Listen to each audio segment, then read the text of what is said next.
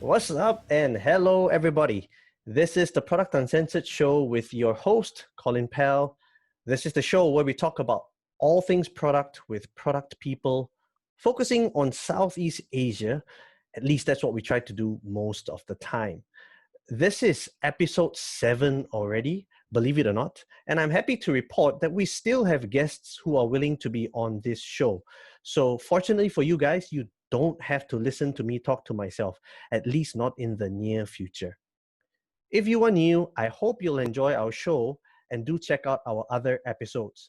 All our episodes are available on YouTube, but if you prefer podcasts, do check out our show on Anchor, Spotify, Google, and Apple. A link to all our podcast platforms will be available in the description. For regular viewers and listeners, welcome back, and I hope that you'll support this show by clicking on the subscribe and like button.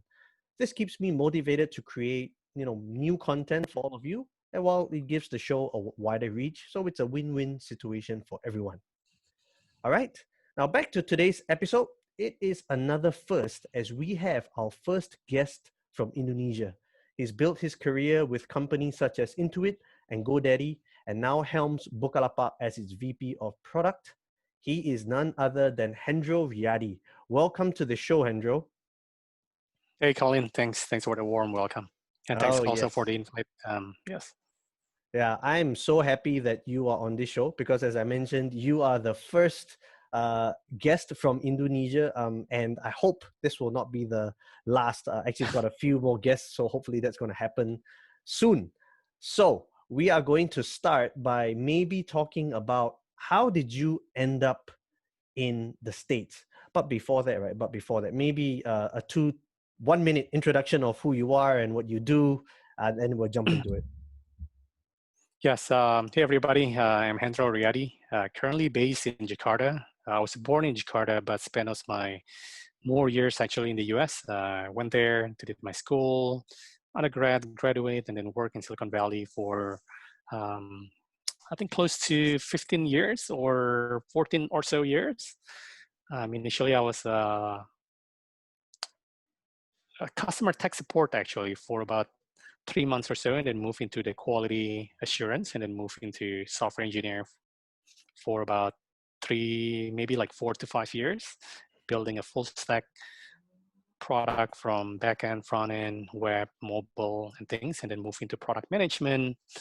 A lot of focus on my career is about small business technology because I'm very passionate about this space.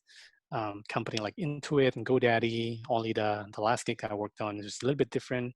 It was in AI, NLP, machine learning space. Start also a couple things myself, and moved to Jakarta, or you could say move back to Jakarta in 2018, leading the product management team in Bukalapak, which is a e-commerce marketplace in Indonesia. But we also have some, activities going on in different countries. Yes. Okay. All right. So that was a really, really good summary. I love these on-point summaries. So you already get a big check. So very interestingly, you talked about being customer support. You talked about being QA. And actually, I didn't see that anywhere when I was looking at your CV and things like that, because actually it just shows that you were a software engineer. So we will definitely jump into that for a bit. But first, very importantly, I'm very curious to know, when you decided to go to the States to study, so you did your schooling all the way up to high school in Indonesia, then you went to the US to further your studies, right? Correct, yes. Okay. So whose choice was it to go to the States to study? Was it you or your parents? It was, I guess, family choice. And my brother, he went to Ohio State University. I went to Wisconsin for my undergrad and then moved to the Bay Area. I did my master in Berkeley. So it was primarily the family would like to do that. And I also have the interest to do that. And I wasn't, playing around with my study anyway. So yeah. Okay. So you mentioned that it was part of your choice together with your family. So the reason why I bring this up is in the previous episode I was talking to Vincent Chan, from GoGo Van, right? We're talking about how, typical Asian parents, right? We always hold education in Australia, US, Europe. It's always the gold standard of education. So I'm very curious to know why US. Was there a specific uh, was there a specific reason or specific university that you were targeting of why you wanted to go to the US? I remember one of my criteria was, okay, obviously it had to fit our budget. Second, it had to fit my brain power, right? With my TOEFL and whatnot, had to fit there. And I remember one of the things that I would like to do is picking a completely different school than my brother so that I could start everything from scratch. I think in a way it was also for me to when you are forced into a situation to grow up, then hopefully you'll grow up, right? So for me, like one of the criteria is that I'm not applying to your school. Yes. And the snow, like the big snow, that was like a big thing for me. Like I want to try out the snow. And then I remember when I applied for visa at the embassy person asked me, why Wisconsin? When I told them, well, because of the snow, and they were laughing. Okay, well, but at least that's a unique reason. And I'm very curious, right? You were saying that you didn't want to go to the same university as your brother. Is it because you just didn't want to have to live in your brother's shadow, or you just didn't want to, or you just wanted to experience life for yourself? The second one, I just want to experience life completely from scratch, building new friends, right? Okay, so it wasn't because like you and your brother used to like beat each other up while you're growing up, and then you're No, like, I've had enough of you. We're going far, far away. No, only in Okay. Buckeyes and Badgers game, which is the college football stuff. Okay. When you were in the US, right? You actually, I'm just looking at your CV here. You did like really, really well for your degree, and so you came out with a bachelor's degree in computer science and economics with a pretty damn good CGPA, I must say. Yeah, that's insane. I would be very ashamed to tell you anything that I've done is nowhere close to what you did.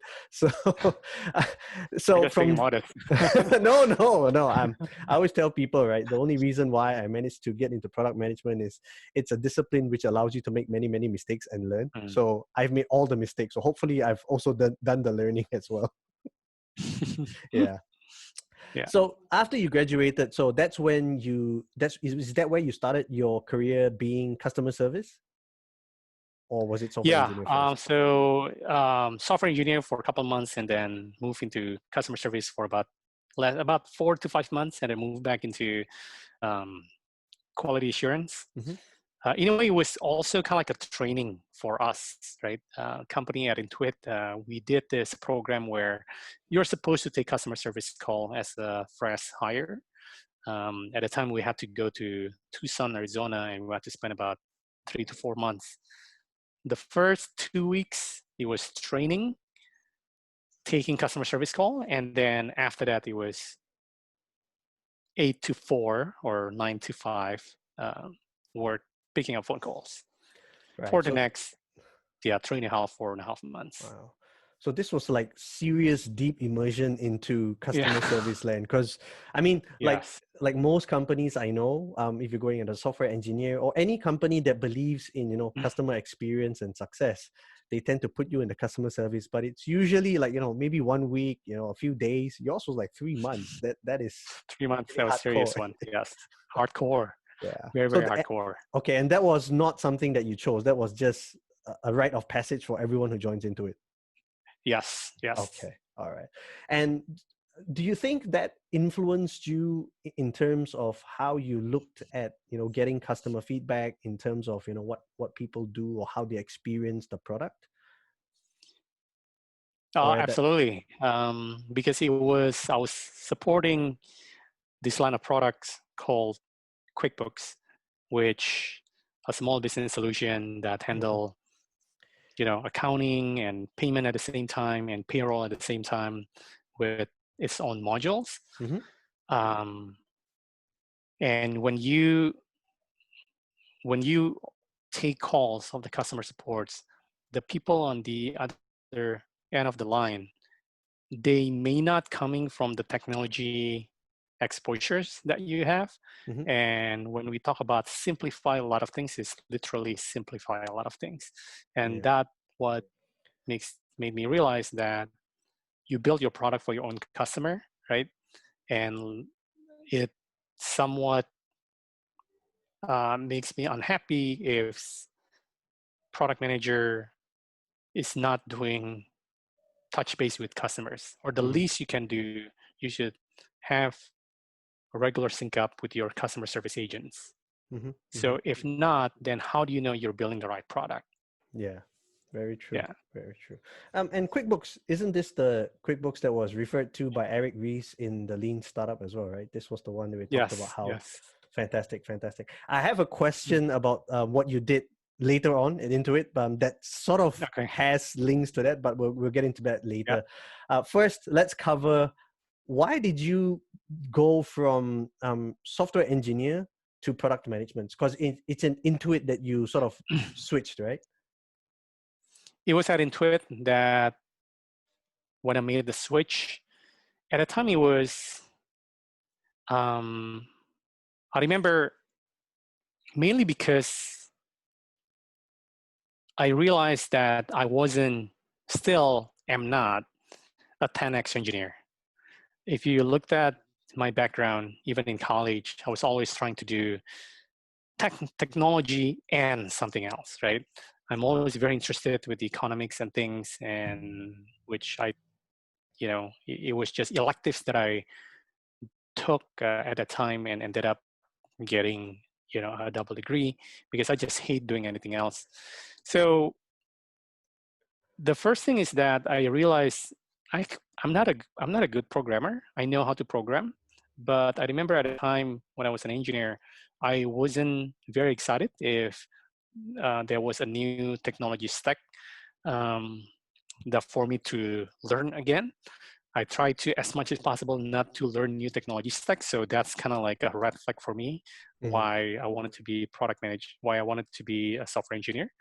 But then I think to me is the PM gives you more creative outlets to apply your creativity in a way that as an engineer, yes, there are so many frameworks that you could pick to build your applications, but you're usually bounded by this framework in itself.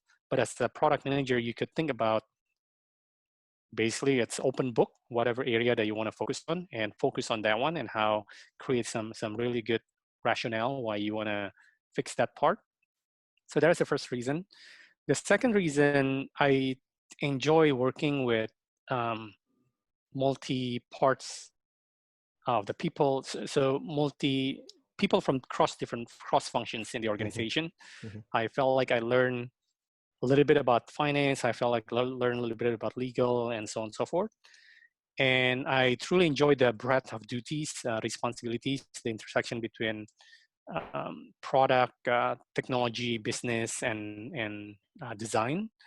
And also gives me some satisfaction if I could help shaping the direction of the product by doing market research, not focusing on how we build this, but it's more about why we're building this thing and what we're going to build. Mm-hmm. I truly enjoy that. I remember also for every customer interviews, I try as best as I can to actually attend these customer interviews. I always enjoy attending these customer interviews, not necessarily leading that interviews at a time because I was scared to that, but just being there, understanding how people use the product, how you change their lives is fascinating. Give me, Mm-hmm. yeah. Okay. But when you made that switch, was it because you had already planned to make that switch, or was it was it by accident or by design switching to product management? It was not by accident, Okay. nothing by accident. So you have to build your path to go there. Mm-hmm. You have to, like for me, what I did was um, two things that I had to overcome. Number one is this my skill sets, and number two, which is more difficult, is about the perception from others, right? what are the skill sets, speaking in public, trying to convince people, analytical, and then knowing about your customers a lot will help you to to be there into the product management track. But I think most challenging is about the perception of others, where usually you are being viewed as an engineer. You are the geek, right? You don't care about the customers. You are the geek. Yeah. I mean, rightfully so. I'm also an introvert. I'm not an extrovert. Then usually with that perception, you're trying to prove it that, hey, what is the big thing that they want in the product manager? To become a leader so they can influence the organization about the steps where you want the people to go, right? Or your team to go at least. Yeah. Then you just have to be able to prove it that you have the ability to do that and fight that perception from others. Yes. So like there's a very interesting part where you mentioned that you are actually introvert. So one of the other guests that I've had on my show, Ken, he actually mentioned as well that he's actually an introvert, and the way he deals with it is he sort of puts on the product manager persona where he change not changes, I guess, but he adapts to what needs to be done. So my question to you is, how do you do it as an introvert? Yeah. I don't know if I could ever say that the persona I'll be able to at that time at least I got all the persona and then be able to make that switch to product manager. Pretty sure it was not the case, but what I remember for me, like I was trying to in terms when I try to convince the stakeholders, I use the data. Yeah. So use your data to fight your introverts, and then because the data will speak in itself if you get the right data, and obviously if you can explain it, you don't need to explain it such as like an awesome public speakers. It's not like that. So I play on that strength, and I also picked up or volunteered myself to pick up features, like small features. It doesn't matter if it comes from technology or it comes from the business side. And also sometimes I came up with my own idea with in the hackathon at a company, came up with your own idea and things. That's how I guess kind of like built that brand. Right. And one of the things that as a breakthrough for me was that I was able to convince the company. So we had the create the offering forum at Intuit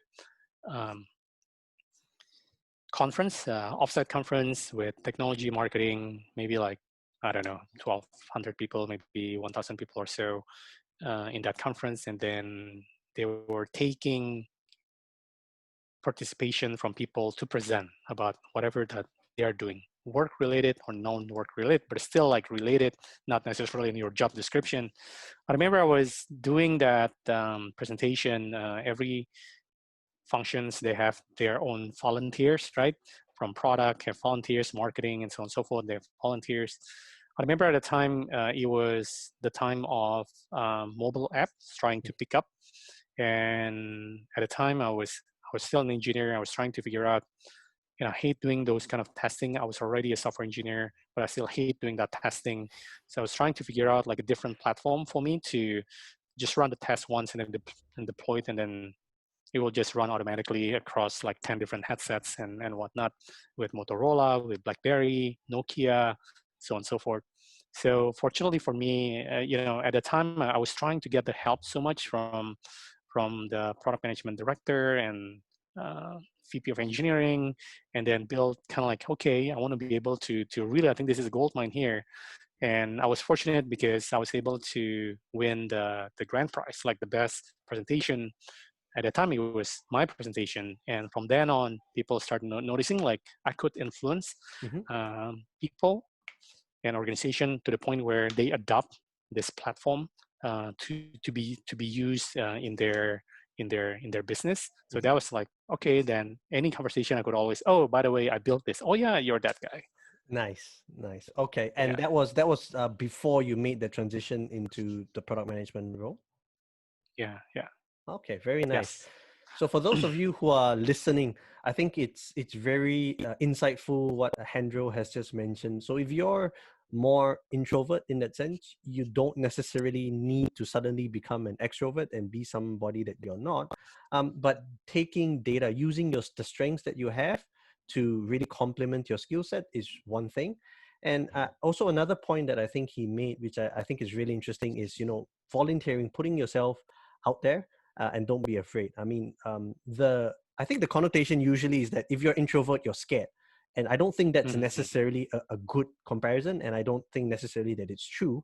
And Hendro is just proving the fact that yes, you can be introvert, but at the same time, you don't have to be afraid to do Yeah, things.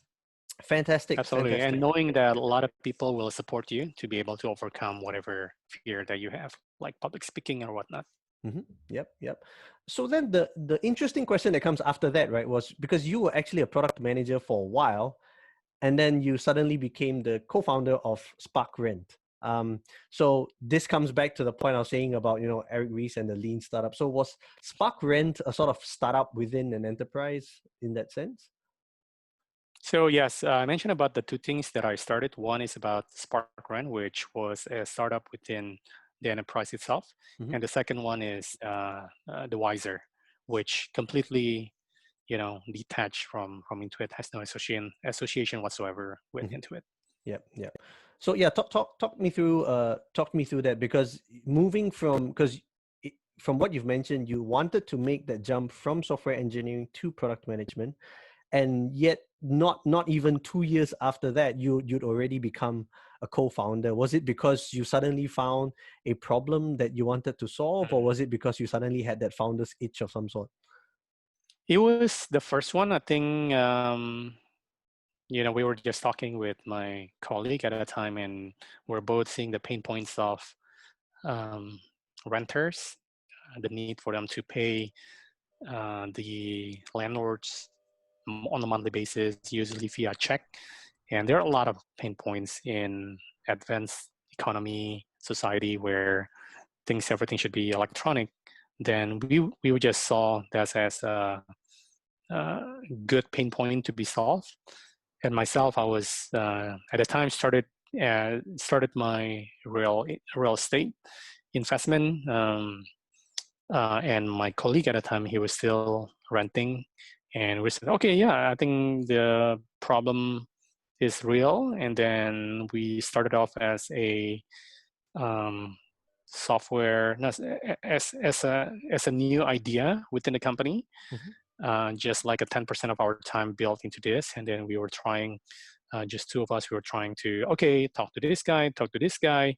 At one time, I actually crashed the property management association in the Bay Area just to get customers, and kind of like really stretch myself out to figure out a way to get feedback from customers. And then, Hmm. pitch by pitch to different leaders in the company. Then finally, we were able to be proved to, okay, now we proved this because we start seeing some traction about this. Hmm. And at the end, like we were given how many? I think total from two, we were able to increase the team into seven.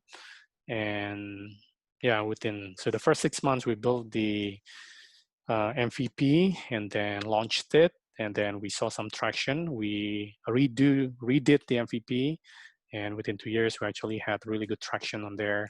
And we were given, yep, now you got your engineering resources. Now you got your design resources. We were not to do anything else other than building this SparkRent. Hmm. Okay, so let's rewind a little bit. So how did you even get that 10%? Because I think the biggest challenge that most product managers face is that you've got your sort of day job in that sense. And then when you have an idea or a problem that you want to solve, that may not necessarily be, the core focus of your day job. It's not easy to get management tie-in or buy-in for that. So maybe you can tell us a little bit more about how did you manage to get that agreement to say, hey, 10% and I'll be doing this. I think the good thing with Intuit was similar to Google, they gave you that 10%. A lot of people just don't take it. Right. Um, because like you said, there are a lot of things that they have to do, but we think like, hey, this is really cool. Then we we just had to do it. Mm-hmm. Different tests like Eric Ries based lean startup tests and so on. Yep. Yeah. Okay. Fantastic. So yes, so you've already answered the question because I was very curious to know whether when you did SparkRent, were you actually using the principles from the lean startup for that as well? Yeah. And it looks like you were, right? Yes. Okay, Yeah. fantastic. So if you are a product manager and you have not read this book called The Lean Startup by Eric Ries, I would highly recommend that you do, especially if you are new to the startup space, or actually even if you're in an enterprise space, because it really helps you to understand how you can build things that solve problems rather than building for the sake of building, and how you can actually do it even within an enterprise. So that's great. That's a great plug. By the way, I don't get any money for telling you about books. Yeah. So it's just something that I like and it resonates. So yeah, I would highly recommend that. So now let's move on from SparkRent. You went on to start Wizer. Is that how you pronounce it? Wizer? Yes, Wizer. And I'm curious to know, why did you decide to move on to Wizer as opposed to, continue doing product management in that sense? Was it something that was it calculated, or was it something that you went with the flow, opportunity, circumstance? Opportunities and circumstances. So we met some of the founding members in at MBA at the time. So we were discussing, hey, this is actually a really good opportunity. So we did a little bit of research about that, and we met many people, maybe about like 100+ doctors or nurses or directors in big hospitals, patient quality directors. We met many people that telling us this is needed.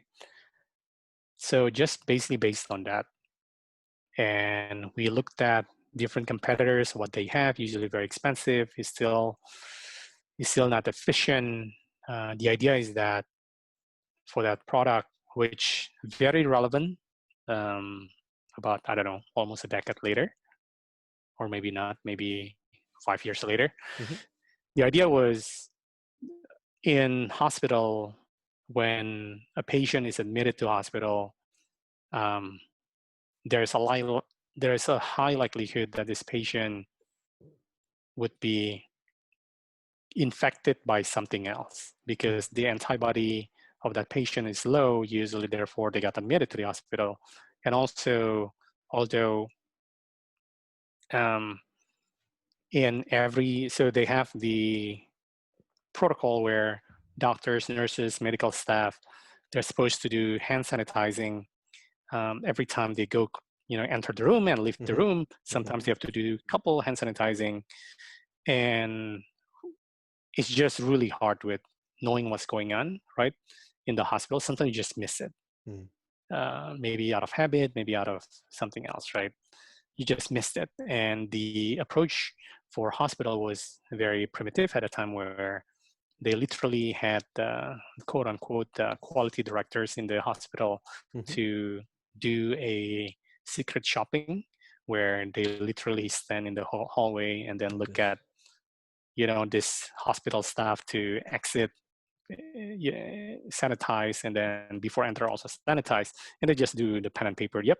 And there wasn't really, obviously, if you have someone monitoring you, then that you try to be on your best behavior. So the idea is that we create a sensor in the hospital and the wearable in your badge to be able to know and be able to monitor, like every time you sanitize your hand, we put it as check mark, right? And we look at where you move in the company, in the hospital. So it's very, very relevant 5 years later. Yes, I was just about to say, this almost sounds like you're describing COVID or something, Yeah. It'll be a good time to revive this, and this is another offering that we have. Okay. But I think what I learned from that as well, once we decided it's not going anywhere, although the pilot is going, we have the proof of concept going, we have the company, not the company, the hospital kind of like lining up with, okay, yes, we're going to do with yours. We have the vendor lined up, but we realize I'm not really passionate with this. And for whatever reasons, after the vendor had some problems, we decided to, all right, let's just call it a day. And I felt like I'm actually quite happy about that because it's not in my passion to do healthcare. Okay. Okay. So you bring up again, I'm getting all these interesting questions that come out of your answers, right? You talked Yeah. about how, with Wizer, you felt like, it was really wasn't your passion in that sense. How important do you think passion is when you are choosing a career, or let's say even as a product manager? How important is that? Or do you think that passion is a accidental byproduct or consequence? For me, it's very important because I've been to, like Wiser experience. I was actually feeling relief that we closed it down. Um, to me, it is very important to find what you like to do. Mhm. Well, the biggest, maybe on the very highest level, is about whether you're interested to do consumer-facing product or enterprise product, right? Yep. Well, enterprise product is still consumer-facing, whether like the C2C or B2C or B2B, Hmm. I think is very important. And the second, even within that company, you usually have the consumer-facing team and also a little bit more technical team, Yeah. the platform team. So I think it's very important to understand um, where you are more interested. Hmm. Okay, okay. Yeah, because this is an actual conversation that I had with a few peers in the industry, about the whole passion versus purpose, and how important is the passion side of things. So always good to hear someone who sort of has made his career and done it by actually doing something that he or she is passionate about. So that's fantastic. Mm. Now, how much has your experience of being a founder impacted your role as a product manager? Um, uh, I think the biggest learning I had, definitely it's not that easy, right? Hmm. And you gotta be, willing and always ready to hustle, Yeah, um, and yeah, just be willing to sacrifice your weeknights and weekends as well. yeah. You never I shut think off, just right? just that part. Yeah, yeah, yeah, absolutely. You never shut off. And also, yeah, always thinking about that, like all the time, right? Hmm. How do you meet this someone? Hey, there's really this someone that I really want to meet. Maybe you try to set up the appointment for 3 weeks. When you meet, you realize, oh, that's not the right person, but then you're just willing to, okay, let's go on the next one. Yep, yep. And also, like knowing the value proposition of your company, like what is the problem that you want to solve? Is the problem big enough? Yep, Do yep. you have the right strength and um, the right members to be there, right? To tackle this problem. Are they also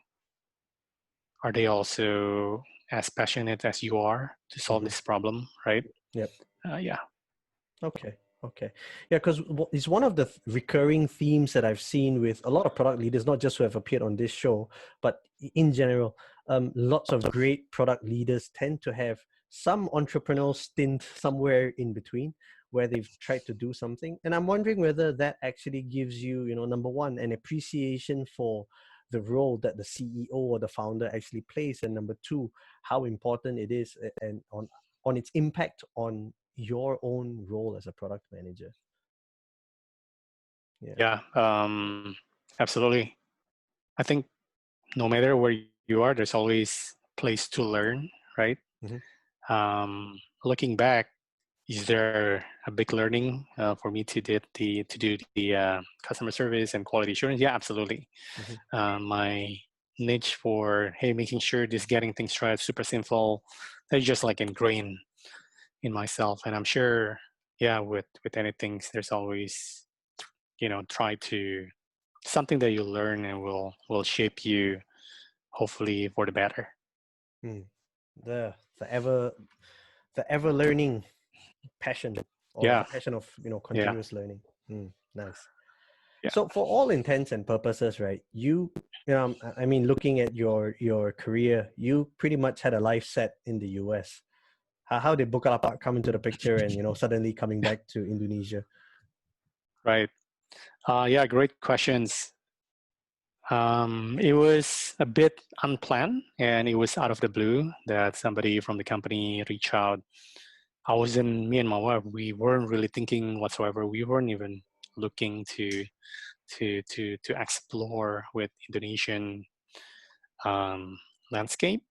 So I think in a way that he has that there's a higher power that give me to the point where this opportunity and interest crossed path. Literally, I wasn't looking for anything. I was just enjoying the work over there. But then when I was approached by someone in the company quite high up there, I said, okay, yep, maybe this person very serious. So I just, all right, give it a try and things, because it was always in the back of my mind, like, okay, eventually we need to go home, but not now, right? Could be in 10 years, could be in 5 years or 7 years or so. Because parents are here, my brother and I, we live there, and he still lives there. And I think that's a reason, all in the back of my mind, again, like there's a higher power that makes this opportunity, and we realize the opportunity is good.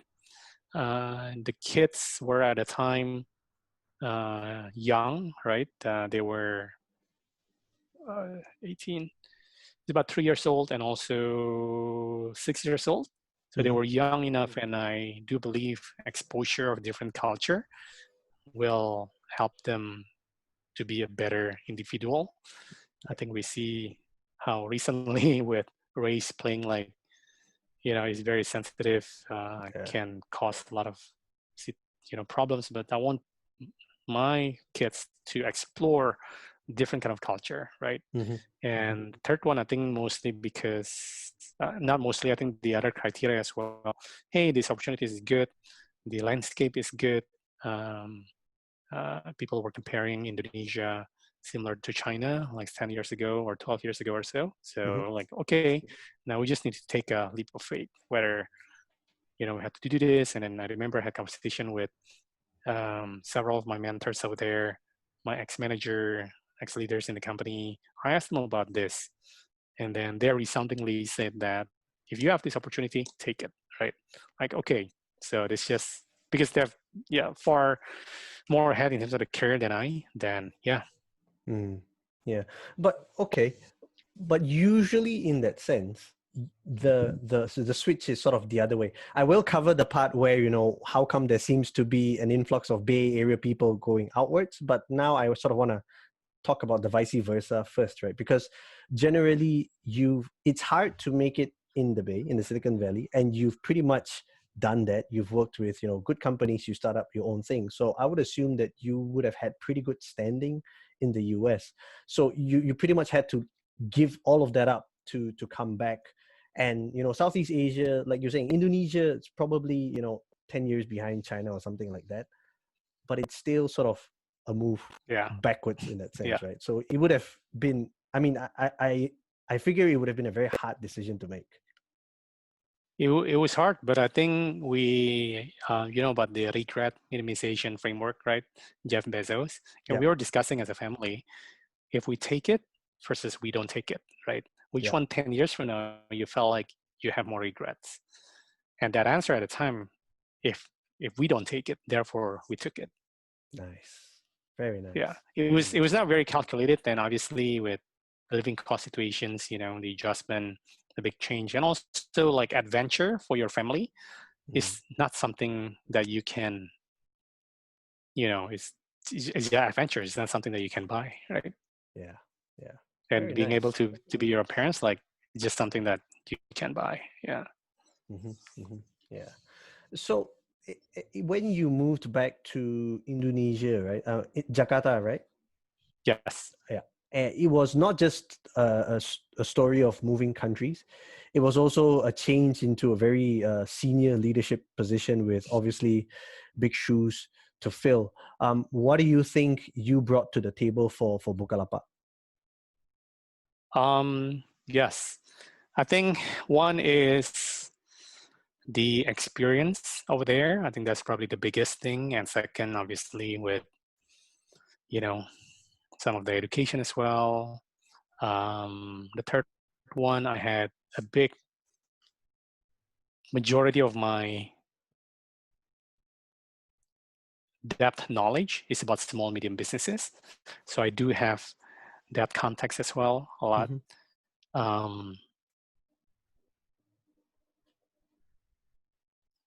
And we know how hard it is to recruit and keep people, to develop people from within, to create the environment where it's not all about the salary, right?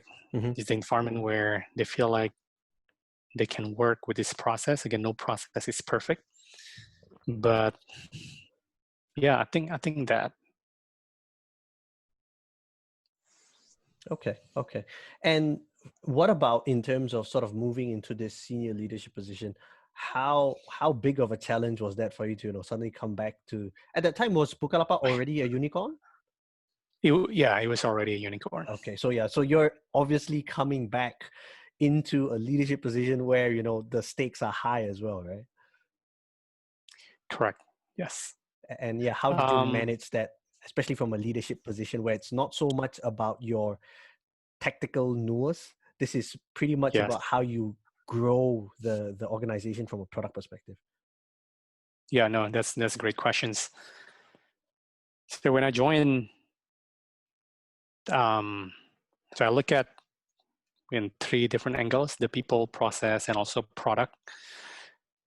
And I notice there's a gap between kind of like quote unquote world class, how we run things in Silicon Valley, right? Again, it's still not perfect, versus in the company, a growing company, which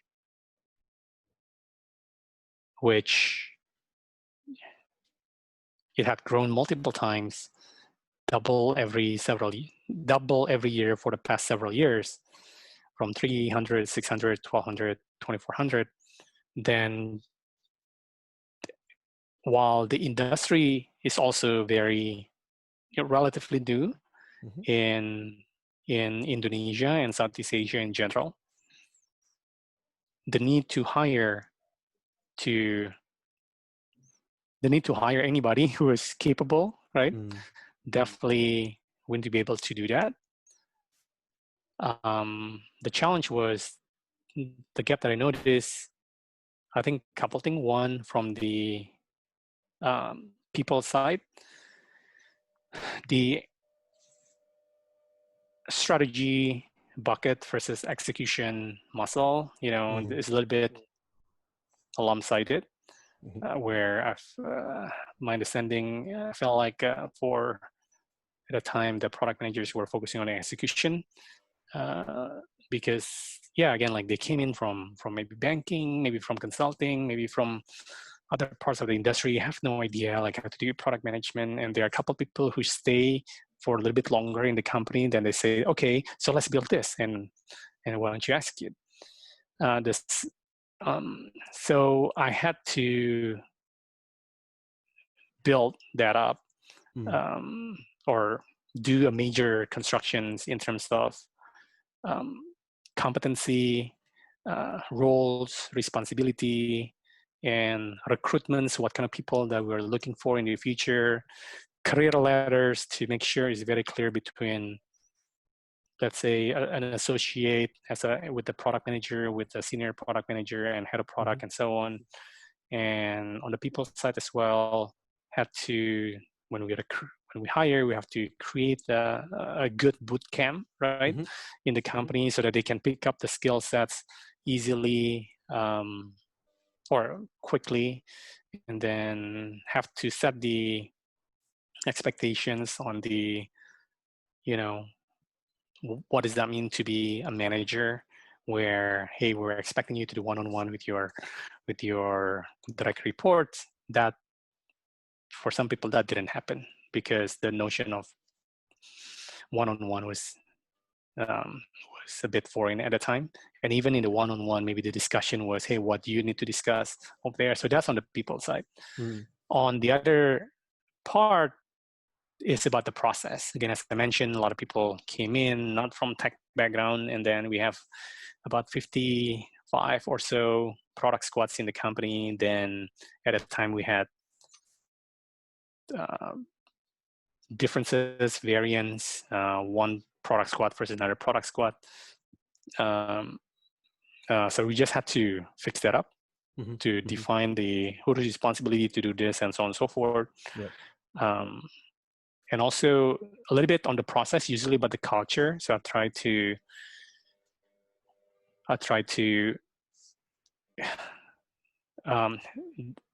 help creating the environment that we put a lot of focus on the customers, and by creating like some, first setting the right examples, and second asking the right questions for the team. Why do you want to solve this?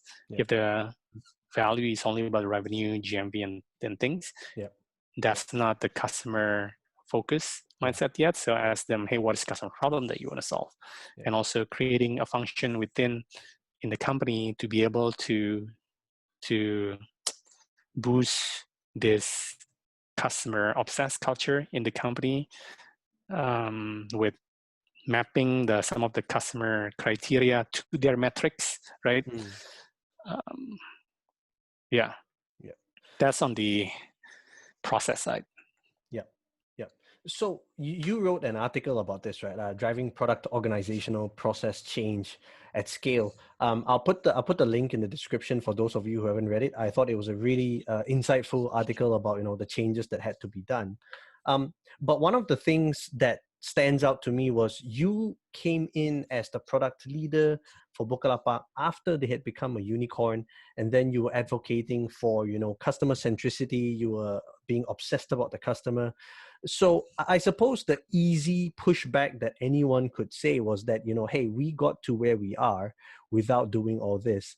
What makes your, process or your method so special, or, why should we change? Yeah, that would be, an easy pushback for anyone. Yeah, so I use a lot of experts, books, articles, and things, right? With Marty Kagan, what is a product IT-based company versus a product customer-based company. By explaining, well, it's not from me, it's from the guru, right? Then I think in general, people, they get it. I think the concept, hey, we focus on the customers. In general, they got it. But then the execution with the process and things that help people to get there. There wasn't a lot of pushback in terms of rolling out the competency, the roles, responsibility, the recruitment needs to be changed, the process, the metrics that need to be changed. There wasn't a lot of pushback around that. And also, one of the things was quite the opposite. So people process product, right? So in terms of the product, my first contributions to the company is not about building product. It's actually killing a number of products, maybe like 15, 20, which I don't think it's relevant for the company. It was a little bit, antagonistic. But that's something that I would love to dive into. I was actually talking to, I'm messing up all my guests, but I was speaking to it with somebody about, how I would love to talk to some guests about killing products, because that's something we don't do often enough. And you come out to say that, hey, you killed like 15 to 20, was it like product lines, or was it features that you killed with like features and some product lines, some big one that can stand alone, some features that, just didn't make sense for us at that time. And how did you go about doing that? Because that would be, I think, the most difficult part of someone coming in new and sort of advocating for that change. Because obviously there'll be, teams, product managers tied to that. And then you're suddenly saying, hey, you know what? I think this is not that valuable anymore. Yeah. So I think getting the buy-in from the leadership, right? And from the C-levels. I think I brought it up initially about, hey, in I think my first quarterly planning, I mentioned about, hey, I plan to kill the products. Is there any concern whatsoever? I think all of them agree, like, yeah, we have to kill the products. Okay. We have been very not long-term thinking about what we built. Now, the second one was I got that commitment and buy-in, then I had to talk with all the product managers, right? How it triggered me, because initially I met with all product managers, had one-on-one with them, finding out what are you building, taking down a lot of notes. That would have And taken some up a of lot this of came time, up. right? Oh yeah, absolutely. Like what, Absolutely. 50, 60 product managers one-on-one, so that's 60 meetings at least? It was, yeah, close to 100 at the time. So a lot of meetings that I had to, because I think you have to, you cannot come in as a person that you want to change Yeah.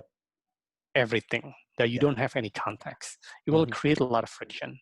So you have to communicate with your team, with the people in the organization, why competency, why roles, why responsibility, why recruitment. I changed all that because I spoke to them, trying to understand, what are the pain points and things like that. And one couple of product managers told me that, okay, so how do you spend your day?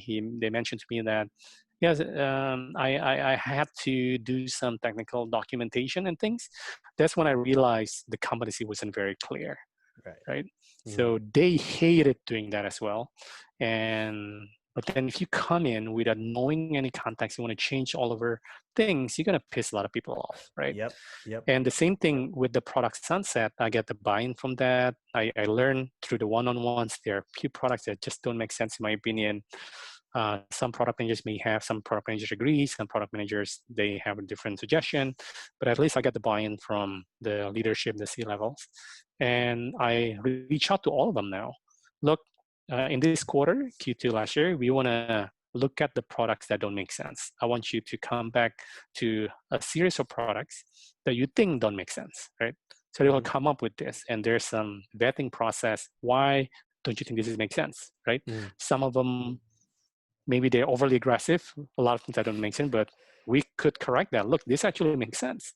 Some of them, they could be very conservative, like they leave a lot of things behind, and I call them out like, look, this product that you build that you told me during one-on-one, this, I don't think it makes sense. What do you think, right? And getting that buy-in, and then not only that, so we had to showcase this list of products that we want to do. So we spend meetings after meetings, showcase it. Okay, now it's businesses and group. So they came up with 5 or 6 different things, or 3 different things, depending on the size.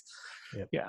Okay. And was there I think fallout would be too big of a word, but was there any attrition due to that, or was everyone generally on board? Because that's the other thing that can happen, right? Yeah, absolutely. If there were attrition due to that as well, because the products that we don't think make sense, then we just have to sunset it, right? Which I think is a fair, because if not, what are we gonna do? Even the engineers, they're gonna be wasting their talents to build this. But we try to find the placement for these products in terms of the squads.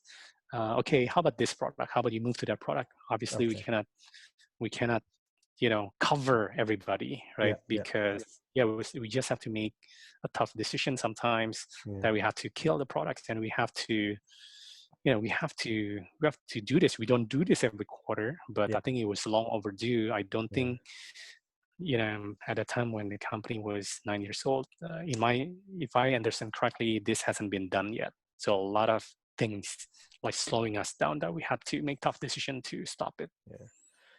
Yeah, this is the part for the listeners and the viewers, right? This is probably the kind of stories you don't hear very much, because you go for conferences, everybody tells you about the success, but in a product leadership position as well, these are the tough decisions that need to be made, and sometimes it's not pretty. But if you have the data to back you up, and you know that this is an issue that needs to be addressed, it needs to be addressed. So really kudos to you for really pulling that. I and can that imagine. attrition, voluntary or involuntary attrition, right? There's attrition. Again, for involuntary, we try to find the proper placement for them, but sometimes people are like, why? Yeah. I'm gonna quit, Yeah. and that's okay. Yeah, I still remember when I had to do something similar. Of course, nowhere near the scale of what you did, but a lot smaller. But I remember telling my CEO as well. It's like, I think one of the things that you have to understand that if you commit to this, is that you'll find out who wants to play and who doesn't want to play, and we have to be ready that, you know, those who don't want to play, we're gonna have to sort of move them on in that sense. Yeah. Not the funnest of times, but yeah, it's something that needs to be No. done. Right. Something that needs to be done for company that quite exists for quite a bit. Yeah, especially And you're even right. ideally, you want to do it right. I wouldn't say like regularly, but then at certain point, we just cannot make all decision properly. Sometimes we're just like, okay, we tried it out this product, but then 2 years later, it's still not working. Let's kill it. Let's allocate this resource somewhere else. Yeah. Did you guys have any form, like, you know, Google, they have like this little graveyard for all the products that they sunset. Did you guys do anything like that in Bukalapak? We are very open. We showcase these are all the products that we consider to be sunset. Okay. But no mock area in the office where, you know, you have little tombstones or you know, pictures of the previous products or something like that. Oh, no. No. Okay. All right. So now coming back to sort of, you know, the experience that you have in both US and Indonesia, what were the biggest differences that you saw coming back from the US to Indonesia about how the craft of product management is done? Yeah. I think two things. The first one, in terms of the business landscape itself, where emerging markets like Indonesia, to me, is very exciting places to work because growing population, high year economic growth rates pre-COVID, right? Mm-hmm. And the expected of the rise of middle class in, you know, great population for you want to take care of. A lot of, usually with this rise of middle class, a lot of underserved or needs that they're not solved properly. So you want to do like a customer business focus, then it might make sense. Like Indonesia, I think is a good playground. That's in terms of the landscape. As a result, you notice for Indonesia and Southeast Asia and China, more established or mature technology companies will turn into a super apps, right? The size is bigger. I was actually about to write we had a podcast with someone from the Bay Area about this just a week ago. It's probably going to be launched later this week. I tried to create a Medium article for this.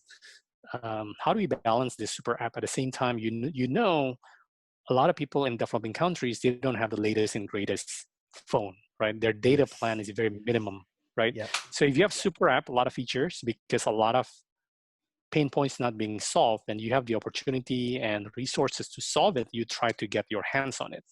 But at the same time, you have people with very constrained data plan and so on and so forth. Yep. Application size get bigger, the performance gets slower. So there's always that dichotomy that we have to balance. Second, from the maturity of the product management itself. So the first one was in terms of the business landscape. The second one is about the maturity. I think the biggest difference in terms of people in Southeast Asia, Indonesia included, and maybe China, I've never worked with China. First, in terms of the pros, they're very creative, very, very creative people. Second, they are also very relationship driven, right? Direct versus indirect, or indirect versus direct, that kind of thing. So they value that kind of relationship. And the third one, as a result, they are also patient, right? Patient as a result of that. As comparisons with the US, usually very direct, right? Again, it's just a matter of style that for me also I had to adjust on this. Very direct. It could rub off people the wrong way, but obviously with in terms of skill sets, because the maturity of the industry in the US for tech industry, then obviously they have more skills, right? In terms of analytical, and you're competing not only with the US talents, but also abroad talents from India, from China, from Israel, from many, many places, even Asia. Yeah. So as a result, they're trying to get the top of the crop to get there, and they're willing to pay. The competition is very fierce, and as a result, you try to be always up your game. Then you try to be awesome, right? In terms of analytical skill, driving the results, communications, arguments, what's called influencing someone um, to buy your idea or whatnot. I think that's different skill sets, and versus the other one, maybe a little bit more relationship driven. Yeah. Okay. Very interesting. Very interesting. So the last question that I want to ask around this topic, US versus Southeast Asia, is also we have seen in recent years, especially within the Southeast Asian scene, the attraction of trying to get Silicon Valley, Bay Area product talent. In that sense, and you're one of the success stories, I would say, of that. Do you think that this is something that is going to continue? Because one of the questions that was actually brought up in a panel that I was in was, is this something that is healthy? Because potentially you could be stifling somebody else's opportunity, or is this a necessary need at this point in time? I think it is still a necessary need, but then it won't be forever. So when I had my recruitment tour to the US last year, East Coast and West Coast, talking to conference and thing, what I mentioned is that, look, for those of you who, have education, who were educated in here and have working experience, then you have the premium, right? As compared to local talents, because for the share of experience and you're fortunate to get there. But then this premium will keep going down, right? Because eventually we're gonna get people from the US to train the same thing, like we build the development bootcamp for 2 days to train a lot of those. And we use Marty Kagan like base bootcamp. Your premium is gonna go down. How long? I don't know, right? Maybe 2 years, maybe 3 years, 4 years. But the more you wait, your premium is going to be going down. As a result, at one day, then your US experience, Silicon Valley experience, and also with education will just slightly better than the local talents. Yeah. And this is what happened in China too. Yeah. So what would you say for, like, you were talking about how if you're from the US, you have all that experience, the head start, so to speak, in terms of maturity, experience, what would you advise the people, in your case, Indonesia, but in general, Southeast Asia, about those who are sort of trying to come up through the ranks? What would you say to them? Is it like, it's just bide your time, or is it, what would you say to them? The product people, especially. Say that again, to the product people in Silicon Valley, you said? No, the people in Southeast Asia, product managers, associate product managers, people who want to come into product management, and they're seeing this sort of influx of talent coming from the Bay Area in that sense. What would you say to them? Like, would you tell them that, it's just it's a question of just biding your time, learning the ropes, or would you say that, you have to sort of compete with them? Or are you saying that, what would you say about this phenomenon? Yeah, I think always improve. Always improve yourself, right? Again, with this COVID things might slowing down a little bit, maybe, but always improve your skill sets. I think in a way, like Silicon Valley is like that, because if you can't make it, then you're out. There are a lot of more talents that more qualified than you. In a way, like, it's creating this kind of pressure, but it's also for a good reason. Yeah. Okay. So basically, look there at are a lot of learnings, right? Like YouTube and things, just a lot of learnings. And I think with English is absolutely important to be able to learn and be confident about that. With the structure of communication. it doesn't need to be like a fancy slide, but structure of communication, English, and then yeah, those are I think very, very important. So for my team meeting one-on-ones, I usually ask the person, do you want to be conducted in English or do you want to be conducted in local language, right? Okay. Some people, okay, I want to try English, and that's a good thing, right? Some people are not comfortable. Yeah. But does that, for those who say that they're more comfortable in the local language, is that something that you would usually challenge them to say that, hey, if you really want to sort of progress, you got to learn, at least master the ability to conduct a presentation in English? I told them, look, being able to be fluent in English will give you benefit, right?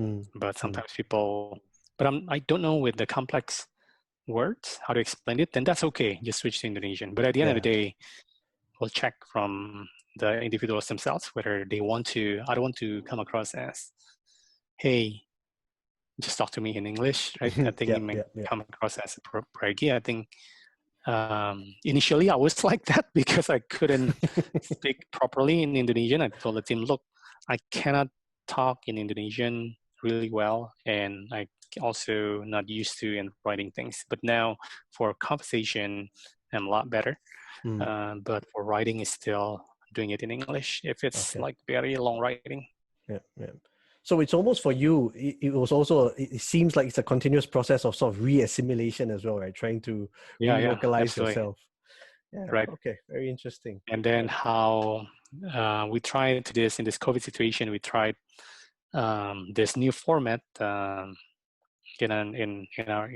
my team meeting is to we do like virtual team bonding, maybe like for the first 25% of the time.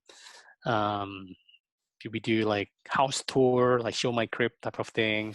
We do like 2 facts and 1 lie, that kind of thing. And then we try to do that so people more comfortable to speak up. And I think the results has been positive. Great. Yeah. So sometimes, it's not about the lack of talent or lack of what's the word I'm looking for here? The lack of quality, but some of that just don't feel comfortable. That's what you're saying, right? Yes.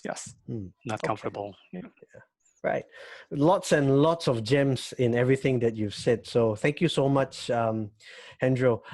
So I want to sort of quickly move to the last section, which is, like I always say, this is my favorite section, which is, I asked you to choose a song that you would recommend to the listeners who which you think sort of represents yourself or something like that.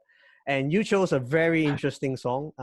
One of the things that for the listeners and the viewers, I think every single guest that I've had on the show has chosen a different genre.